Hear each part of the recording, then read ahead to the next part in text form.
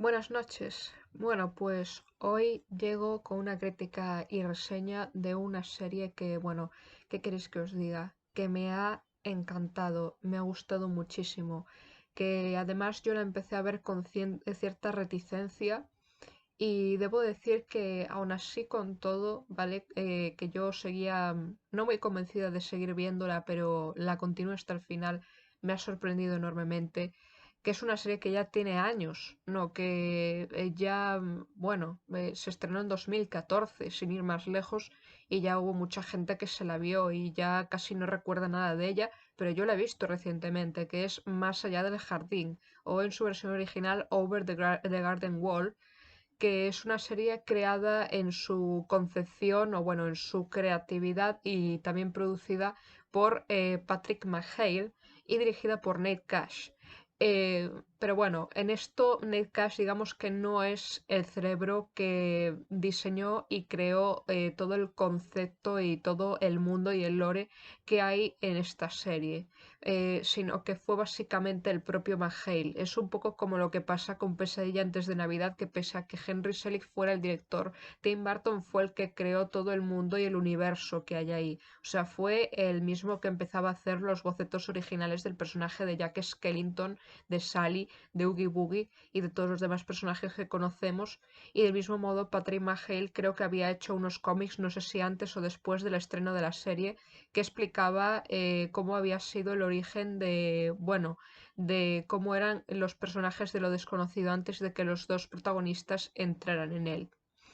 Y bueno, también debo avisar obviamente, que ya lo pondré en el título del vídeo, que esto tiene spoilers y que desde luego no deberíais de estar viéndolo si os interesa veros la serie y no llevaros bueno, las sorpresas que os daría yo que luego se os arruinarían si queréis verla después. Vale, si luego no tenéis interés o simplemente ya habéis visto la serie hace mucho tiempo y la queréis volver a ver, pues no pasa nada. Pero claro, es que yo creo que la serie pega un giro tremendo, por lo menos en el penúltimo, antepenúltimo episodio, y por eso es tan sorprendente para mí. De hecho, yo hasta casi me como un spoiler que me lo comí a medias, digamos, ¿no? Porque sabía luego cuál era el origen de Wirt y de Greg, pero no sabía por qué habían acabado en esa situación. O sea que por poco, digamos, me llego a saber todo el final de la serie sin haberlo visto todavía y todo por culpa de la puñetera curiosidad. Pero bueno. Ahora, yendo otra vez a Más allá del jardín, que me arrepiento un poco de no haberlo visto antes, pero debo decir que tampoco tenía HBO ni ningún otro sitio donde poder verlo. Y bueno, también hay que tener en cuenta que en España Cartoon Network dejó de existir hace ya bastante, incluso antes creo yo de que se estrenara esta miniserie, y solamente la tenían en Latinoamérica y Estados Unidos. Pero bueno, aún así, esta serie se dobló al español de España. Y bueno, no sé si realmente esto se estrenó en algún lugar, o no sé si Cartoon Network sigue existiendo en España, pero es un canal de pago, sinceramente, dependiendo de... Bueno, no sé, creo que a estas alturas ya no, pero a lo mejor el 2014 era un canal de pago y por ese motivo no muchos pudieron disfrutar de esta miniserie, además que creo que la estrenaban en un horario muy específico, porque bueno, teniendo en cuenta cómo son algunas escenas de esta, pues hombre, normal que quisieran restringir un poco al público infantil y no me extraña para nada. Y bueno, aquí ya ahora voy a entrar en materia, ¿vale? Lo que viene siendo la sinopsis general de Más allá del jardín y de qué trata exactamente.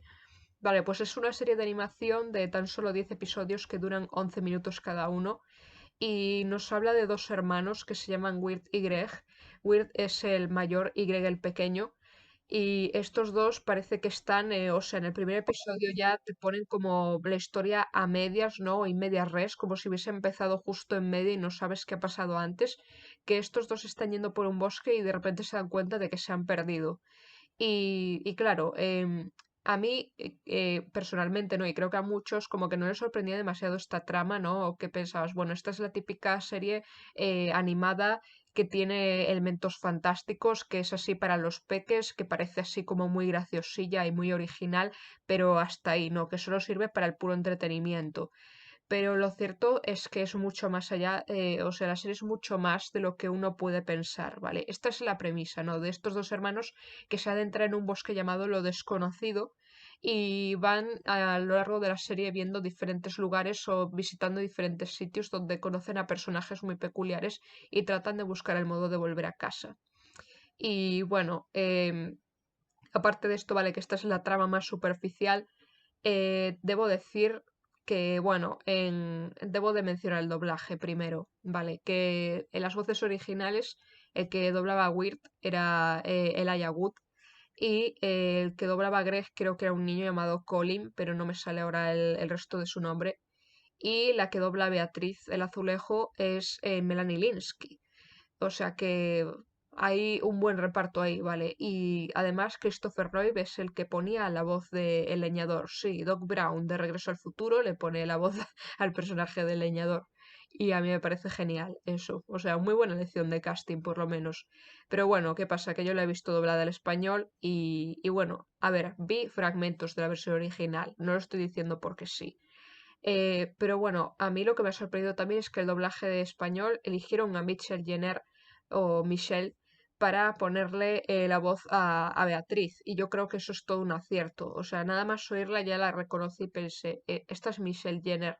Y me parece genial que, bueno, que la escogieran a ella, ¿no? Porque es la voz de Hermione y a ella también le pega ponerle la voz a este personaje, ¿no? Y bueno, sí, también vi una entrevista de ella de cómo fue el doblaje de este personaje y dice que le encanta también esta serie porque le parece súper bonita, mágica, ¿no? Que tiene ese aire de los cuentos infantiles antiguos y en eso también estoy con ella. Bueno, ahora adentrándonos más en la trama y luego ya vamos al tema de spoilers, ¿vale? Spoilers ahead a partir de este momento. Pues bueno.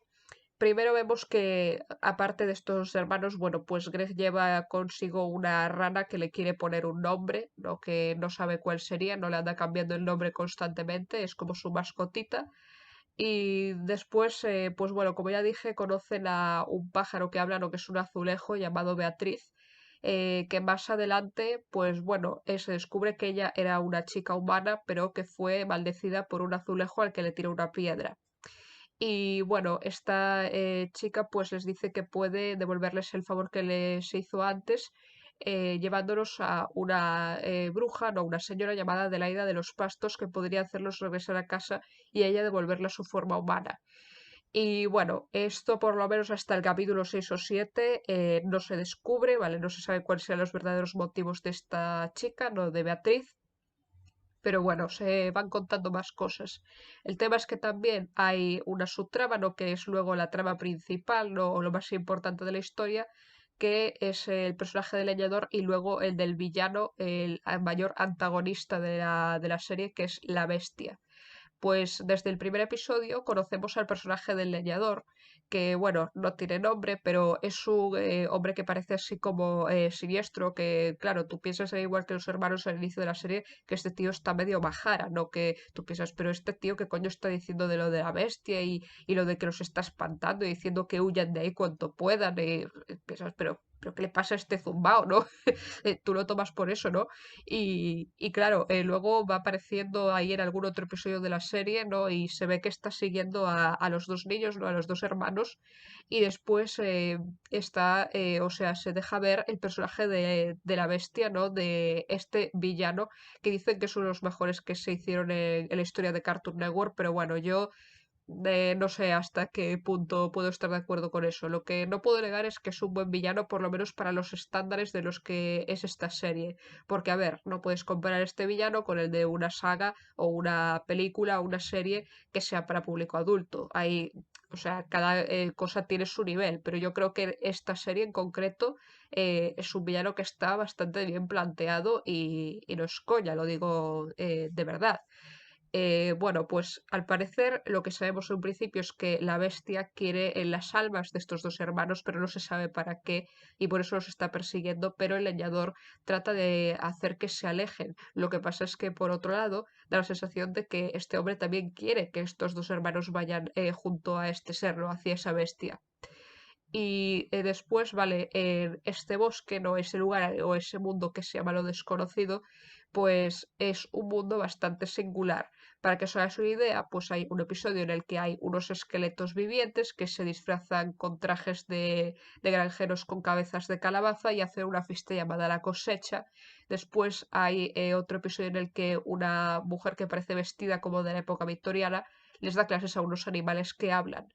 Luego otro episodio en el que hay un hombre que vive solo en una mansión, que es el señor Quincy Endicott, y luego hay también un caballo que habla. O sea, un azulejo que habla, pues vale. Un caballo que habla pero que no había sido humano antes, en fin, no sé.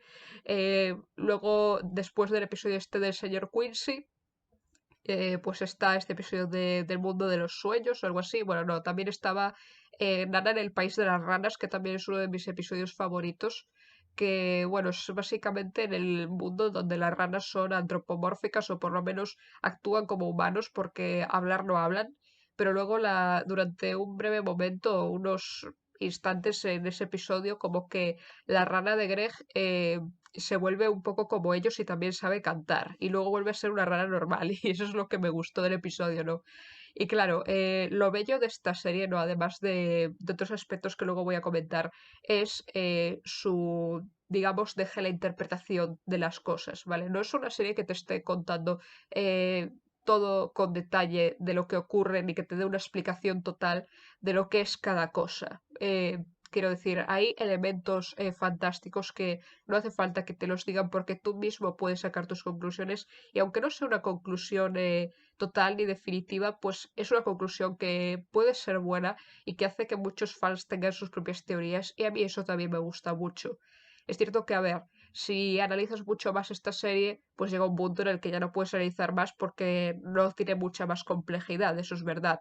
Pero a mí me gusta la ambigüedad de que haya una fantasía que no se explique del todo el por qué ocurre, si algo es real o no es real, si realmente lo que vivieron los dos hermanos fue real o no. Y bueno, ¿qué queréis que os diga? A mí eso me gusta, además del folclore del que bebe esta serie, ¿no? Sobre todo que el creador decía que se inspiraba en muchas cosas o en muchas leyendas, algunas de la época victoriana, otras bueno, del Estados Unidos de principios del siglo XX con los cuentos, las leyendas y el folclore que había en esos tiempos, pues tiene muchas influencias de ese estilo. También debo decir que, bueno, esta básicamente es una serie de la era de Cartoon Network que digamos que era como la segunda generación, si es que se le puede llamar así, porque yo no lo tengo tan claro. Pero bueno, Cartoon Network empezó a existir a finales de los 90 y claro, era un canal que todavía estaba muy en pañales y había pocas series. Después empezaron a haber muchas más, sobre todo en mi época, en los años 2000, que fue cuando me pilló de lleno de niña. Y luego estaría, creo que esta se consideraría como la tercera generación, ¿vale? La de Más allá del jardín. Pero es una generación que no desmerece ante las otras. ¿Por qué lo digo? Porque es de la misma generación que hizo la serie de series como Hora de Aventuras, como Historias Corrientes, como El asombroso mundo de Gumball y muchas otras que a mí, sinceramente, me encantaron y me parecieron una maravilla. Y bueno, es cierto que Hora de Aventuras para mí es de las que más me gusta y aunque no la viera entera y todavía la tengo pendiente de ver entera, pues me pareció una obra maestra. Básicamente también porque tiene un poco el mismo concepto de Más allá del jardín, de ser una serie aparentemente inocente y que parece muy para niños, pero luego tener ese trasfondo oscuro y misterioso que hace que tú quieras seguir viéndola, ¿no? Y que te pique la curiosidad. Pero bueno, también como que raya lo peligroso entre ser demasiado oscuro, lo de ser demasiado creepy o espeluznante para los niños que sean demasiado sensibles a esto. Porque no creo que dependa tanto de la edad, sino de la madurez del niño que vea esta serie. Y bueno, también debo de señalar que probablemente la serie que inspiraba estas otras series pues era Flapjack, porque Flapjack era una serie que bueno, yo me pregunto cómo no me traumaticé con ninguna de las cosas que salían ahí, porque a veces era una serie muy, muy grotesca. O sea, Flapjack podía ser infantil en su concepto, en muchos de los episodios, también podía ser muy graciosa, yo me reía muchísimo con Flapjack, pero, joder, menuda animación tenía a veces, menudas cosas tan grotescas y tan detalladas tenía este dibujo, tío. O sea, era una cosa que era muy, muy creepy a veces. Y bueno, es cierto que en comparación, el resto de series que he mencionado no son nada creepies, vamos, si las nivelamos, Flapjack les gana por goleada, pero bueno, Masía del Jardín, para los pocos episodios que tiene, no se queda atrás. Y bueno, me da un poco de pena que esta serie hubiera sido tan corta, pero por otro lado como que me alegro. O sea, tengo ese sentimiento encontrado con esta serie y hace que esté un poco ahí entre que me guste eso y que no me guste. Pero hay que tener también en cuenta el origen, ¿vale? La génesis de esta historia. Patrick McHale fue uno de los animadores o de los que colaboraban en el equipo técnico de Hora de Aventuras y él mismo creó esta historia e hizo diseños y bocetos de los conceptos de cada personaje y estos fueron cambiando con el paso del tiempo. Y claro, él estrenó el cortometraje Turning the Unknown, que creo que significa hacia lo desconocido, y presentaba a los hermanos ya directamente en ese mundo como si no pertenecieran al nuestro. Y claro, este corto tuvo su éxito y le dio el dinero y la financiación justa y además la aprobación de la cadena para poder crear una serie a partir de esto. Y claro, había el tema de la duración de la serie, que eso también generó mucha discusión y mucha polémica dentro de los estudios de Cartoon Network, porque el propio Patrick McHale pues quería alargar un poco más la serie porque decía, esta idea también puede ser interesante, esto lo podemos desarrollar, esto también lo podemos decir, pero claro, ¿qué pasa? Que Cartoon Network le decía, tranquilo chaval, que aquí no te vamos a dar tanta cancha. Y claro, ante la duda, pues acabó diciéndose, mira, lo dejamos en 10 episodios y listo, no nos vamos a comer más el coco. Porque claro, era una historia sencilla, el concepto que tenía de la historia era muy sencillo, pero lo fue desarrollando. Y claro, el problema de esas historias es que cuando, y lo digo por experiencia, ¿vale? Cuando tú tienes pensado que una historia sea corta y sencilla, pero luego sabes que, o sea, que quieres intentar alargarla más. Claro, llega un punto en el que no sabes cuándo parar, porque estabas con la idea original de esto tiene que ser corto, pero luego lo haces largo y estás como, no sé qué más poner, no sé qué más decir. Podría hacer más, pero es que no puedo, tío. Y es como que tergiversan un poco tu idea, o que la, no sé. Bueno, no digo que hayan hecho mal haciendo esta serie, porque yo creo que es muy buena y tiene mucho potencial, sinceramente, pero también por parte del creador, que podría seguir haciendo series como esta. Y la verdad, yo si pudiera le pagaría, sinceramente. Pero bueno, no tengo pasta para pagarte, lo siento, señor McHale. Bueno, también otros aspectos que provocaron polémicas en la realización de Más allá del jardín fue, como ya dije, el tema de cómo despeluznantes podían ser los monstruos. Por ejemplo, el personaje de la bestia, que esto os va a dar risa, pero en un principio como que lo diseñaba como un diablillo o como un satanás o un tipo vestido de demonio y eso no daba nada de miedo y luego como que en el diseño se pasaron 3 pueblos haciéndolo grotesco. Y dijeron, bueno, venga, vamos a ponerlo en plan en sombras para que no se vea bien.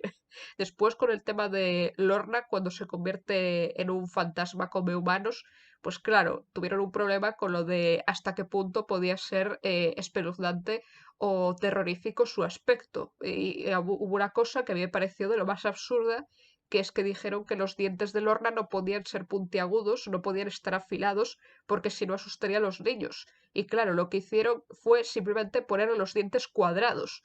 Y claro, tú ves a Lorna y piensas, pero si sigue dando miedo igual, ¿qué coño importa lo de los dientes? Es que no tiene sentido. O sea, es que era tan absurdo lo que ponían en restricciones Cartoon Network que yo me quedaba como, pero ¿qué fumaban estas personas? O sea, ¿qué lógica tenían ellos?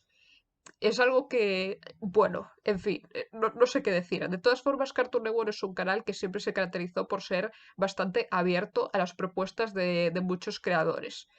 Si no, la gran demostración es Flapjack, que por alguna razón, no sé cómo, dieron luz verde a muchísimas escenas o diseños o dibujos que podían asustar a los niños perfectamente. Y bueno, debo decir que si más allá del jardín, eh, a mí me sorprendió con muchas cosas en el sentido de que también me sorprendía el aspecto tan mal rollero o de las malas vibras que daban algunos personajes, pues yo pienso, menos mal que me pilla ya mayor viéndola, porque esto llego a verlo cuando tengo, yo qué sé, 9 años o un poco más incluso, y no duermo en una semana, os lo juro, porque yo era bastante sensible a ese tipo de cosas. Si llego a ver a la bestia o al personaje de Lorna o a la bruja esta de la tía Susurros, pues yo veo estos personajes y me cago encima del miedo. De verdad. Bueno, ahora en el tema de las teorías o del final, ¿vale? Pues voy a hablar un poco de lo de todo el iceberg que existe, ¿vale? No voy a entrar mucho en detalle, ¿vale? Porque hay muchas teorías y no acabaríamos hasta mañana con ellas. Pero bueno, voy a deciros en este caso primero quién es la bestia y qué es lo que quería de estos dos hermanos. Pues bueno, el penúltimo episodio nos desvela, vale, hay un plot twist que nos dice que en realidad Wirt y Greg nunca pertenecieron al mundo de lo desconocido, que ese mundo en verdad supuestamente no existe. En verdad Wirt y Greg eran dos hermanos de la época actual que vivían en un pueblo, una ciudad tranquilos como cualquier otra, y esa noche pues iban a celebrar el Halloween. Y claro, Weir se vistió como de gnomo, con capita, y Greg supuestamente iba de elefante, y por eso llevaba una tetera en la cabeza. Y yo me quedaba toda la serie como, ¿por qué este niño lleva una tetera en la cabeza? Y nadie se pregunta por qué. Bueno, pues ahí te lo explican. Y bueno, estos dos hermanos, claro, Weird estaba enamorado de una chica, se llamaba Sara, y le había dedicado una canción en un cassette. Le gustan las cosas retro a este chaval, ¿no? Porque, bueno, él también es músico y le gusta tocar el clarinete, y por eso le dedicó una canción. Pero claro, ¿qué pasa? Que Greg como que desbarata un poco las cosas porque ella va directamente hacia Sara y le quiere dar la cinta, pero al pobre Weird le da mucha vergüenza. Y bueno, después de eso se meten en un lío en donde ellos son perseguidos por la policía, por así decirlo, y ellos saltan al otro lado de un muro que los lleva a un cementerio. Y por desgracia, en ese cementerio había también unas vías de un tren que estaba a punto de arrollarlos y como se apartan, bueno, se apartan a tiempo, ¿no? El tren no los arrolla de milagro, pues Wirt y Greg caen a un lago que había en la pendiente después del cementerio y se da a entender que ellos quedaron inconscientes y se ahogaron. Incluso la rana que tenía Greg se ahogó, que yo me pregunto cómo, porque lo lógico sería que saliera nadando, pero bueno, la rana también quedó inconsciente y estos tres personajes pues están supuestamente en un limbo en el mundo de lo desconocido o están soñando. Pero claro, yo creo que es más bien un limbo, que ese mundo mágico existe, digamos, en esa dimensión, porque si no, no estarían conectados. Es decir, Wyatt estaría soñando otra cosa, Greg estaría soñando otra, o por lo menos aunque estuviese en el mismo mundo, creo que tarde o temprano había muchas inconsistencias entre ellos, ¿no? Incluso con la rana, que sabes, si todo fuese un sueño de Weird, la rana no estaría tan presente. Y bueno, entonces ellos dos, digamos que, bueno, la teoría que más se extiende, que yo creo que es la más lógica, es que eso es un mundo entre la vida y la muerte y que la bestia es como una representación de la desesperación, los malos sentimientos, la maldad y también el querer llevar a los niños al otro mundo. Porque bueno, digamos que es como... si lo tengo que escribir de alguna manera, es como un segador de almas, ¿no? Como lo llamarían los japoneses un shinigami. Eh, la bestia lo que hacía básicamente era llevar a los niños a su bosque y hacer que murieran allí congelados y ellos se iban convirtiendo poco a poco en árboles Edelwood, que son árboles que están huecos porque se hacen a partir de las almas de esos niños. Y una vez que estos se convertían en árboles, el leñador lo que hacía era talarlos, fabricar aceite con ellos y mantener así la lámpara que carga con él encendida. Y eso es básicamente lo que quiere la bestia, que la lámpara siempre esté encendida, porque supuestamente, ¿vale? Se cree que el espíritu de la hija del leñador está metido ahí dentro, y si la llama se apaga, la niña, la hija del leñador, desaparecerá para siempre. Y claro, este es el motivo por el que el leñador se ve obligado, se ve forzado a obedecer lo que hace la bestia. Y supuestamente él no sabía que los árboles estaban hechos de las almas de los niños que él había consumido. Entonces, claro, como que él estaba engañado durante todo ese tiempo, pero aún así se veía, o sea, yo creo que el leñador a lo mejor sabía algo o que lo presentía, que las intenciones de este animal, bueno, de este bicho, ¿no? De la bestia no eran buenas, pero aún así él lo permitía porque, bueno, le importaba más su hija, obviamente. Y bueno, él básicamente vive así, ¿no? Tomado por un loco y claro, asusta a los dos hermanos, aunque no sea su intención. Y claro, ¿qué se descubre al final? O sea, Weir lo descubre porque bueno, la bestia como que más o menos se autoexpone, por así decirlo. Descubre que en verdad lo que está en la linterna no es el alma de la hija del leñador, sino la propia alma de la bestia, o más bien lo que es ese algo que lo mantiene con vida. Y si apagas la llama, la bestia desaparece. Y bueno, de ese modo como que la consiguen derrotar al final de la serie. Y claro, hay algunas personas que decían que esto es como muy conveniente o que la muerte de ese villano como que era bastante sosa para lo que nos estaban prometiendo. Pero, a ver, no, a mí me parece un final justo. Es cierto que parece como demasiado conveniente que el leñador justamente en ese momento se encuentre con estos dos niños hacia el final, pero aún así, a mí me gusta cómo la derrotan. Es decir, también incluso hay algunas teorías de que la bestia en verdad no murió en ese momento, sino que la debilitaron, pero que podría resurgir si la llama se vuelve a encender. O sea que yo creo que la única manera de matarla es destruyendo el farolillo o la linterna, porque si enciendes la luz y la apagas, pues puede volver y todo vuelve a lo mismo. Y claro, eh, después de eso también hubo otra cosa que pensé, que bueno, os preguntaréis, ¿y dónde estaba la hija del leñador durante todo este tiempo? Pues estaba en la casa que él mismo había abandonado, porque mientras él estaba recolectando las almas para la bestia, pues la niña había conseguido escapar de este monstruo y se había refugiado en casa, pero su padre no volvía. Y claro, durante todo ese tiempo fue engañado. O sea, al final se ve después de bueno, después de los créditos no, digamos que antes de los créditos, pues se ve lo que pasó con todos los demás personajes de Más allá del jardín y vemos que la chica que tiene un nombre, no, en los cómics se llama Ana, pues se vuelve a encontrar con su padre. Pero claro, lo único que me pregunté ahí fue como, ¿y durante todo este tiempo el leñador no se le ocurrió volver a su casa para ver si su hija estaba ahí? O sea, tan fácilmente se dejó engañar por la bestia. Hombre, no sé.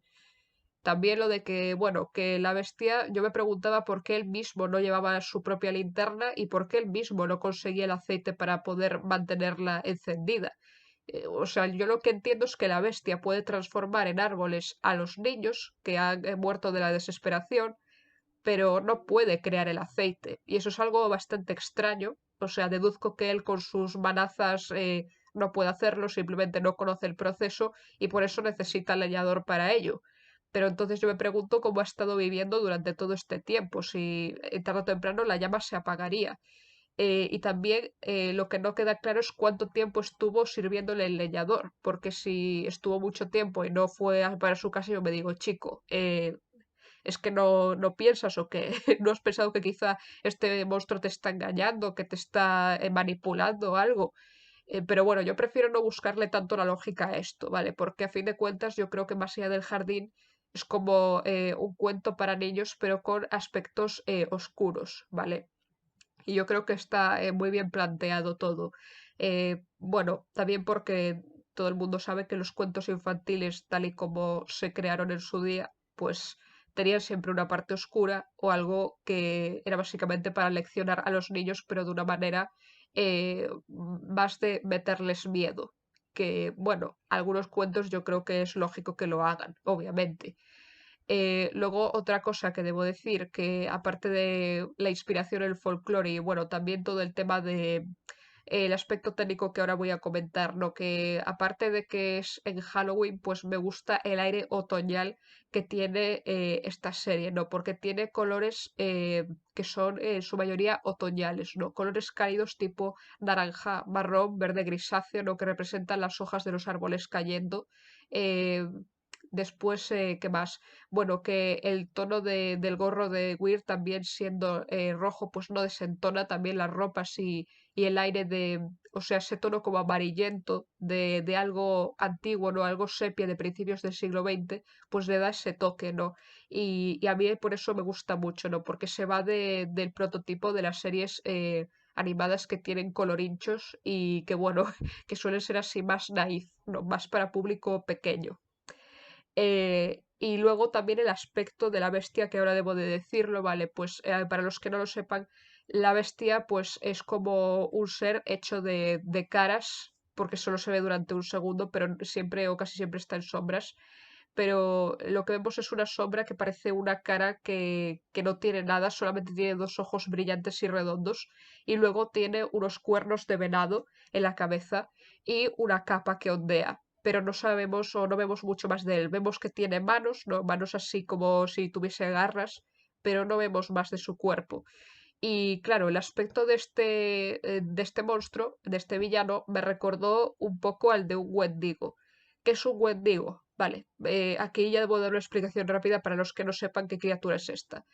Un Wendigo es una criatura mitológica que existía en el folclore de los antiguos indios algonquianos, que eran los que estaban en el norte de Estados Unidos y en Canadá, y era una leyenda que se creó a partir del canibalismo que surgía a veces cuando había época de nieve y de frío muy brutales. Es decir, ellos, a modo de condenar el canibalismo, pues utilizaban la leyenda del Wendigo. Esto ocurría cuando un humano cualquiera se iba de expedición con una persona y se perdía en la nieve o pasaba mucha hambre en el bosque y se moría de frío, pues recurría al canibalismo para sobrevivir y a partir de ahí se convertía en un Wendigo. Y bueno, la bestia tiene un aspecto un poco parecido al de esta criatura, ¿no? Porque los wendigos son como ciervos antropomórficos o venados que son muy monstruosos, tienen su cráneo en forma de venado también y también, bueno, tienen los cuernos y tiene un aspecto, vamos, de lo más tétrico. Bueno, lo podéis buscar en Google Imágenes para que os hagáis una idea, pero entenderéis el por qué creo que se inspiró un poco en este tipo de monstruo. Y bueno, también dicen que si, la leyenda dice que si te encuentras a un Wendigo en el bosque te falta campo para correr porque estás jodido, porque se dice que el apetito de un Wendigo es insaciable y anda comiendo lo que se le ponga por delante, pero especialmente a los humanos. Y bueno, sí, yo creo que la bestia no es un Wendigo, pero que sí está inspirado en él físicamente, que bebe de esta leyenda, ¿no? Y bueno, también otra cosa que creo es que la bestia probablemente a lo mejor fue un humano antes de convertirse en ese monstruo, pero de todas formas es, bueno, yo creo que es más bien una metáfora, no es una representación de la desesperación o cuando estás ya al borde de la muerte y lo has perdido todo y te das por vencido, ¿no? Y te pierdes en un bosque, por ejemplo, como estos dos hermanos. No es como, bueno, en este caso, no en ese limbo en el que están ellos, pues él quiere atraerlos hacia el más allá, pero ellos tratan de luchar contra esto, ¿no? Y se dan cuenta de que en verdad esta bestia es muy fácil de derrotar, ¿no? En verdad es un ser débil, pero no quería que nadie viera su debilidad. O sea, no querían que él viera lo fácil que es de derrotar y de lo débil que puede ser, porque si no se le acabaría el chollo, obviamente. Lo que pasa es que tiene una presencia muy imponente y también es muy bueno manipulando y escogiendo las palabras necesarias para que su víctima haga lo que él quiera. Claro, es un ser también muy inteligente. Y bueno, aparte de esto también, ya digo que después de eso, ¿no? De cuando vuelven al mundo real y se salvan y todo, pues claro, ya se da a entender que, bueno, que todo eso ocurrió. Por lo menos se da a entender que eso no fue simplemente un sueño, porque la rana, o sea, la ranita que al final la llaman Jason, pues se había tragado la campanita de Lorna, la que la mantenía humana, ¿no? Y que hacía que obedeciera las órdenes de tía susurros. Y claro, a él le brilla la barriga después de haberse comido la campana y ves que sigue así después de haber despertado. Entonces tú piensas, pues sí, yo creo que todo esto ocurrió. No sabes hasta qué punto, pero yo creo que esa es la gracia de la serie.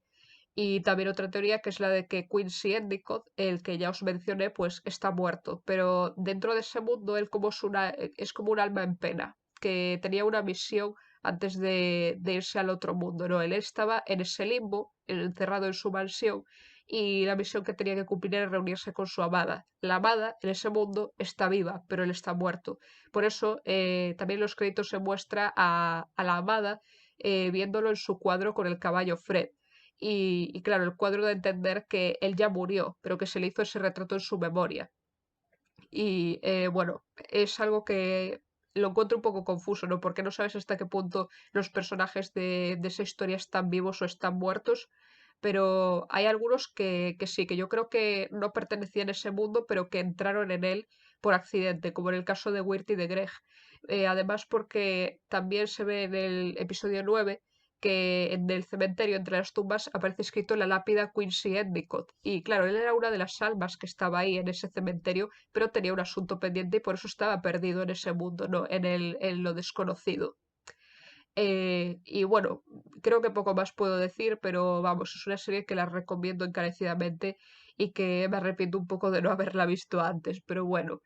Luego en el tema de, bueno, de las escenas de los créditos había una que era un detalle que, bueno, más de un detalle, ¿no? Que me gustó. Bueno, se ve a Beatriz en su forma humana, ya convertida en una chica y toda su familia vuelve también a la normalidad porque consiguió las tijeras que la devolverían a la humanidad. Y también, bueno, aparte de lo de la hija del leñador, se ve a Enoch, que es el jefe de los de Pottsville, ¿no? Los que tenían cabezas de calabaza. Luego se ve cómo Greg devolvía la piedra que había robado del jardín de la señora Daniels, que a mí ese detalle me pareció bonito y gracioso a la vez. Eh, y bueno, poco más, creo yo. O sea, se muestran a todos los demás personajes de la serie, no los que han aparecido hasta ahora, de cómo acabaron, de cómo fueron sus finales y cómo terminó todo. También otro detalle, ¿no? Que es el perro de Beatriz, ¿no? Que en el primer episodio, pues Wirt y Greg van a un molino que está abandonado y esa era la casa de Beatriz antes de convertirse en azulejo. Pero ¿qué pasa? Que el perro se quedó allí y él accidentalmente se comió una de las tortugas negras que formaban parte de la bestia, ¿no? Que, bueno, no se sabe bien por qué y tampoco se explica que la bestia deja por ahí unas tortugas negras. Y bueno, cuando se la comió, él se convirtió en un perro grande y negro que parecía un monstruo. Y claro, ellos piensan que es la bestia al inicio de la serie, pero resulta que no lo es. Y claro, al final el perro escupe la tortuga y vuelve a ser normal. Y bueno, a mí me gusta ese detalle, ¿no? De que fuera el perro de Beatriz y bueno, que todo tenga así ese final cerrado. Y como ya dije, pues bueno, tengo sentimientos encontrados en que pienso que el lore de esta serie pues podría haber sido mucho más. Pienso que esta serie podría haber sido una maldita obra maestra si hubiesen dado una temática más adulta. Pero bueno, yo ya creo que es una obra maestra en sí. Lo que pasa es que, claro, no es tan compleja como otras y por eso, pues es lo que hay. Vale, es lo que tiene. Eh, pero bueno, yo la recomiendo porque es una serie que no es tan conocida como otras, que no está lo suficientemente valorada, que sí, lo sé, que tiene sus fans, que hay mucha gente que la ha visto, que le ha gustado, etcétera. Pero aún así no tuvo tanta repercusión como demás series que duraron mucho más tiempo. Y bueno, se seguía rumoreando que habría una segunda temporada, pero obviamente yo creo que no la va a haber porque ya han pasado 9 años desde que se estrenó y lo dudo muchísimo. Y bueno, nada más, solamente que veáis esta serie que me parece magnífica. Eso sí, tened cuidado si tenéis hijos a quién se la ponéis, porque hay escenas que son complicadas, ¿vale? Que no pueden ser muy aptas para niños demasiado pequeños o que se asusten fácilmente. En fin, Más allá del jardín de Patrick McHale, una serie, bueno, corta pero intensa y muy recomendada para muchas personas a las que les guste este género y sobre todo que les guste este tipo de, bueno, de estética, por así decirlo, que tiene la serie. Buenas noches.